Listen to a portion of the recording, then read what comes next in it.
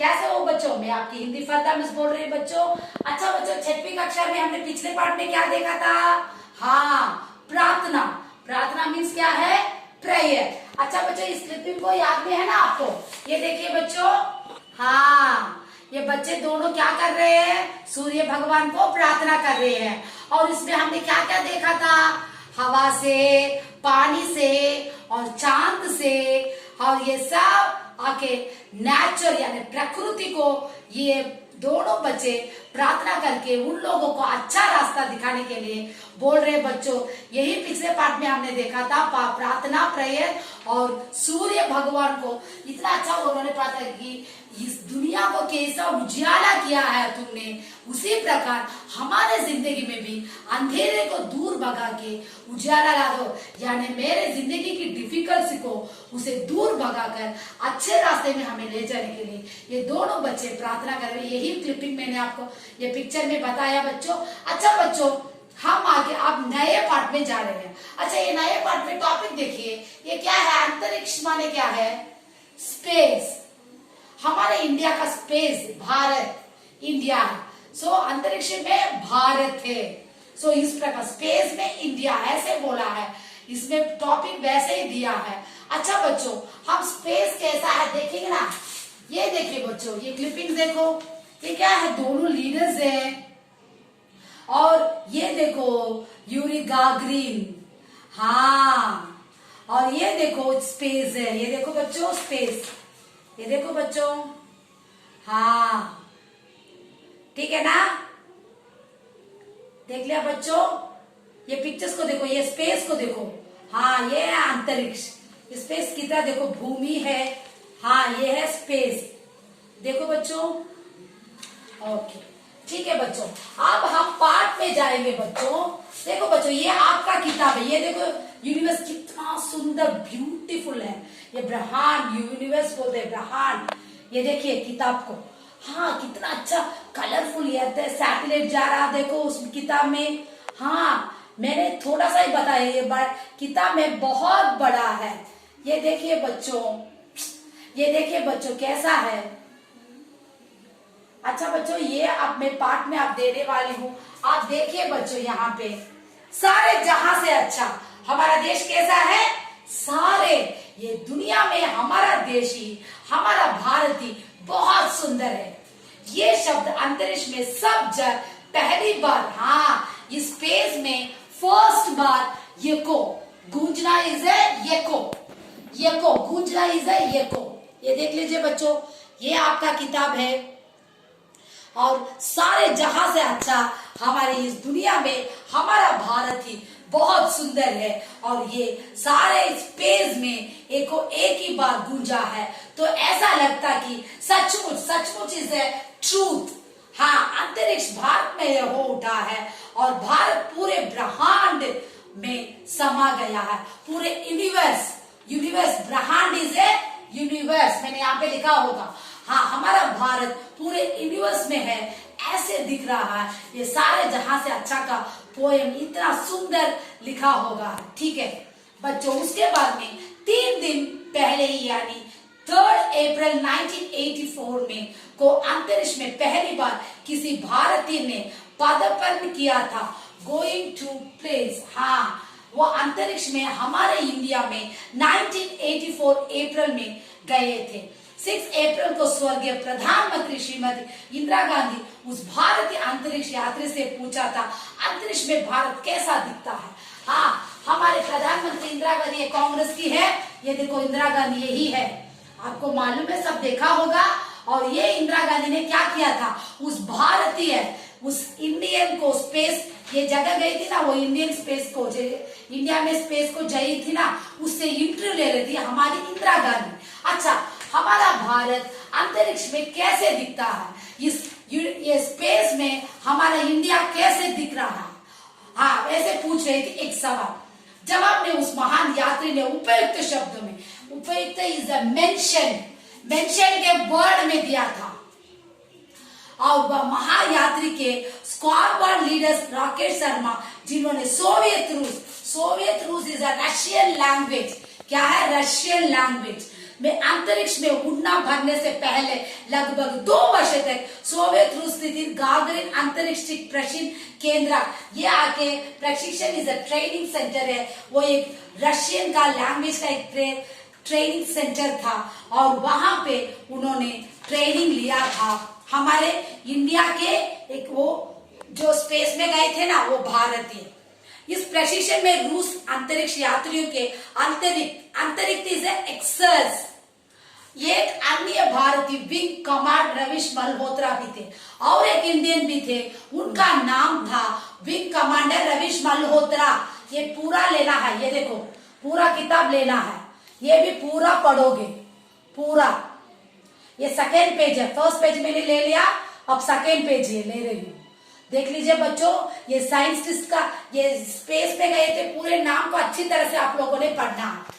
आजादी के बाद आफ्टर फ्रीडम हमारा इंडिया प्रथम प्रधानमंत्री स्वर्गीय पंडित जवाहरलाल नेहरू ने स्पष्ट शब्दों में, ये है पंडित जवाहरलाल, ये तो आप जानते हैं पंडित जवाहरलाल नेहरू बच्चों को प्यारे हैं, ये तो आप जानते हैं। हाँ ठीक है बच्चों, उन्होंने एक अच्छे से वर्ड्स को बोला है। क्या वर्ड्स? अगर देश को आगे बढ़ाना तो विज्ञान और प्रौद्योगिकी एग्जीक्यूटिव के क्षेत्र में हमें तेजी से विकास, हमें साइंस और एग्जीक्यूटिव में बहुत आगे बढ़ेंगे तो हम लोग इंडिया को साइंस में आगे लाएंगे, ऐसे हमारे पंडित जवाहरलाल नेहरू ने बोला था। पंडित नेहरू के इस संकल्प वेग के साथ हाँ ये ही देश के विकास शुरू हो गया और विज्ञान के कदम आगे बढ़ते। ऐसे वर्ड्स हमारे नेहरू बोलने से हमारा इंडिया में साइंस और आगे बढ़ने लगा था। सन 1961 में विश्व के प्रथम अंतरिक्ष यात्री स्वर्गीय यूरी गागरिन, ये है वो है, ये है यूरी गागरिन, ये देखिए ये औरत है यूरी गागरिन। अच्छा देख लीजिए बच्चों, ये सेकेंड पेज को आप पूरा मैं ले रही हूँ, ये साइंटिस्ट का सभी का अच्छा नाम स्पेस में जो गए थे उनका सब पूरा पढ़ना है, याद में रखो, ये पूरा पेज लेना है, पूरा पेज पे मैंने ले रही हूँ, पढ़ो। नेक्स्ट आके यूरी गागरिन ने अपने ऐतिहासिक हिस्टोरिकल दौरे पर उन्होंने आशा व्यक्त किया था, उनके विश को, ये यूरी गागरिन ने उनके इच्छा को प्रकट किया था, एक दिन अवश्य कोई भारतीय भी अंतरिक्ष यात्री होने का गौरव है, गौरव इज अ प्राउड जरूर करेगा। हमारे यूरी गागरिन हमारे इंडिया के और एक यात्री भी आके स्पेस में जाके एक इंडिया का नाम रोशन करेगा, ऐसे यूरी गागरिन ने बोला था। शायद उन्हें भारत की वैज्ञानिक प्रगति का आभास हो गया था। प्रगति इज अ प्रोग्रेस और आवाज इज अ इंडिकेशन, उन्हें मार्क करके बोला था हमारे यूरी गागरिन ने। इसके ठीक 3 वर्ष यूरी गागरिन ने हमारे इंडिया के जरूर एक आदमी स्पेस में गया। 3 वर्ष के बाद 1964 में भारत में अंतरिक्ष कार्य करके न्यू फाउंडेशन डाला था। हाँ जैसे यूरी गागरिन ने बोला उसी प्रकार न्यू फाउंडेशन डाला था। 10-12 वर्ष में से ही इस कार्यक्रम में सफलता इसे जीतना है। 10 and 12 इयर्स में हमारा साइंस का प्रोग्राम पूरा जीत गया और प्रूफ भी हो गया, सुनिश्चित प्रूफ हो गया। यहाँ पे मैंने मीनिंग लिखा है, देख लो। सन 1970 में सोवियत रूस के सहयोग से भारत ने अपना पहला कृत्रिम क्रिएटर, हमारा फर्स्ट सैटेलाइट 1975 में सोवियत रूस रशियन, इसमें वही तो मैंने बोला था कि सोवियत रूस रशियन लैंग्वेज में सहयोग से भारत ने हमारा क्रिएटिव करके सैटेलाइट को अंतरिक्ष यानी स्पेस में हमारे इंडिया ने, जैसे यूरी गागरिन बोला वैसे ही चला। ओके, ये उपग्रह हमारे देश में ही बेंगलुरु के निकट पीनिया नामक स्थान पर बनकर तैयार। ये बेंगलुरु में हमारा रॉकेट रेडी हुआ था, सैटेलाइट पीनिया, उसका नाम पीनिया था। और हमारे देश के युवा वैज्ञानिकों द यूथ साइंटिस्ट 26 महीने के अतिरिक्त परिश्रम 26 मंथ्स उन्होंने हार्ड वर्क किया था और उपरांत आफ्टरवर्ड्स उन्होंने पूरे को तैयार किया था सैटेलाइट्स को। इसके निर्माण में क्रिएटिव लगभग नियरली 5 करोड़ रुपए खर्च हुए थे। ये सैटेलाइट के प्राचीन भारत के महान गणितों के नाम है the Asian Indian maths great maths teachers के नाम है आर्यभट्ट। उनके नाम में भी एक अंतरिक्ष उपग्रह सैटेलाइट में रॉकेट को छोड़ा गया और भारत अंतरिक्ष में प्रवेश कर गया। हाँ, इंडिया आके अब स्पेस में चला गया।